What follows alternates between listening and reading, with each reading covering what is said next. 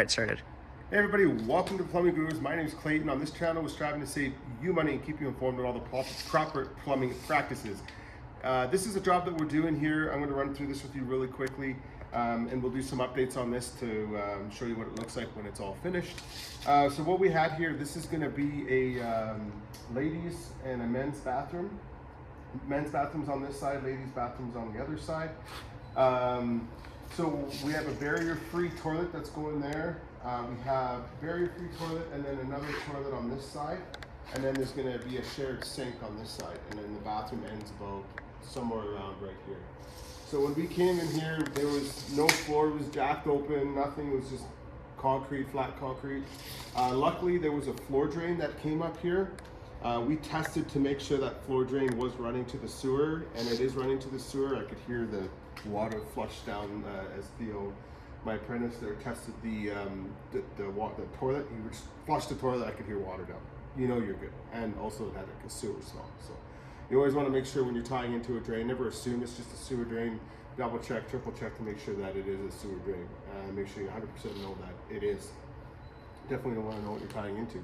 So from here, I'll show you what I've done here, and then we'll do another video and show you what it looks like complete. So what I did here, there was 4-inch cast iron coming from here, so we just hacked that off. Actually, what I should really do is start with the concrete. So we mapped everything out.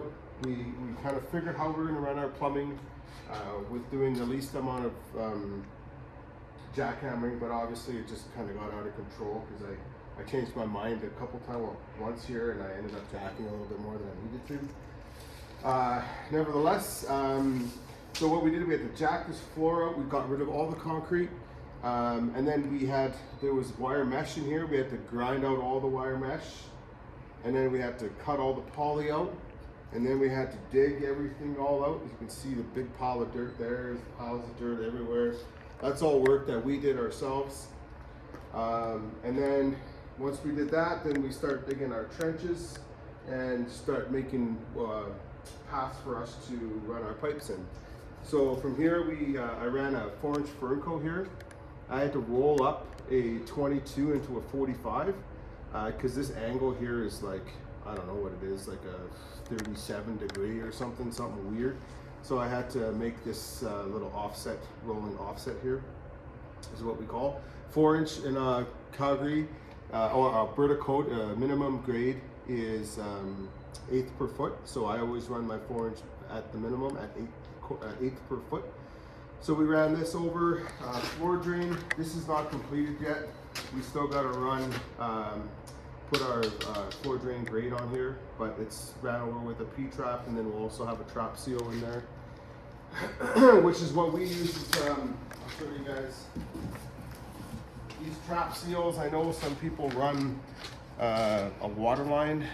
I think that's old school. I don't know if people still do that or not, but we just use these here, and what happens is this just sits inside of the housing of the floor drain grate, and it only allows water to drop down. So as soon as water pools up on here, it'll allow it to fall, and if there's no water in there, it'll close it. So if that trap does end up drying up, you won't have sewer gases coming up. It won't stink up the bottom. So we have, and it's messy because we're working. There's always stuff everywhere. And the plumber, you find, there's just so much shit that you're doing all the time. So I find there's always stuff in the way. So from here, we just ran our 4-inch trunk line. We ran it all the way up. And I wanted to run it into the wall, and then we'll have our 4-inch line clean out here. The reason why I wanted to have it in the wall is, the major reason why is I don't like having my floor drains coming up through the floor. Floor drains, my cleanouts coming up through the floor. It's just a lot more work for us and for the tile guy, and sometimes you get like, whoever's doing the concrete or tiling or whatever, they get a bunch of grout or concrete in the screws. I've had problems with the screw head snapping off on them in the past, so I just run my clean out up here, and then the contractor will put a nice access panel here, And really, it's quite easy to bring your snake in here. This is going to be outside of the barrier free, so there'll be nothing here. It'll be quite easy for the guy to just open this up, this access panel, and run a snake through here. And really, I don't think anybody would have to anyways. It's a 4-inch drain line coming down. Everything's grading nice and smooth. There's only one little rolling offset at the beginning there. So there should really be no problems. If there is an issue, I would run a snake through that far toilet is what I would do before I would run the snake through that 4-inch. Well, actually no, that's a lie. I would probably still use the 4-inch, but you still have the option of going through the toilet if it's tough to get in here or whatever. So from here, what we have is we have a 4x3Y, which is going to run this way. It's going to pick up a toilet and it's going to pick up the sink. So this sink is going to be wet venting this toilet here.